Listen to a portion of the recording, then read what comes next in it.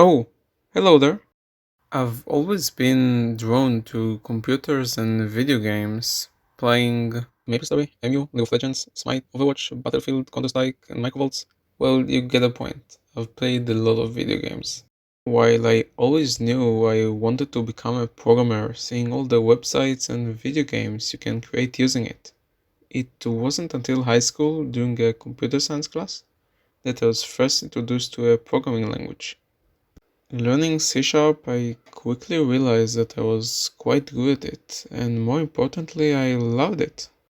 By the end of 11th grade, I, along with a group of friends, participated in a national programming competition between high schools, and we ended up securing the 15th position out of 100 finalists. Despite the modest ranking, it was when I realized that my love for both video games and programming came from the challenges faced in the process. The year after, I gradually replaced video games with programming. Initially, I started learning Python through YouTube tutorials and some materials I found on the internet. After a few months, my interest in Python declined because I felt like I didn't have a goal. So I decided to look for a new challenge and googled what programming language should I learn next. After looking at some online forums, I recognized that the key is not mastering all the languages.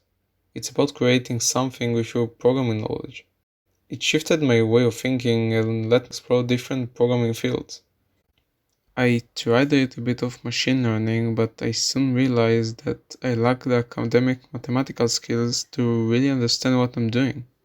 So I switched it up to web development, which looked quite interesting as well. Learning new programming languages, exploring fresh concepts, and learning new frameworks made me fall in love with web development. It had everything that drew me into video games, the challenges and the freedom of customization. Exploring the internet, I learned how to design and create my websites using technologies like HTML, CSS, JavaScript, and React. After a while of learning only front end, I realized that to have more freedom in my websites, I need to learn back end as well. This led to me becoming good at creating my own servers and working with different types of databases.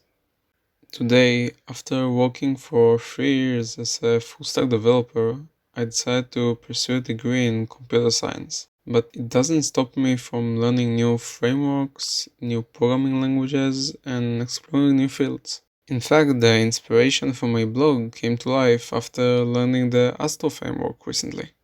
The one thing you should get from this video is that you should start small and gradually replace video games with programming. And don't get me wrong, it's not that I don't play video games nowadays. I just play them a lot less than I used to.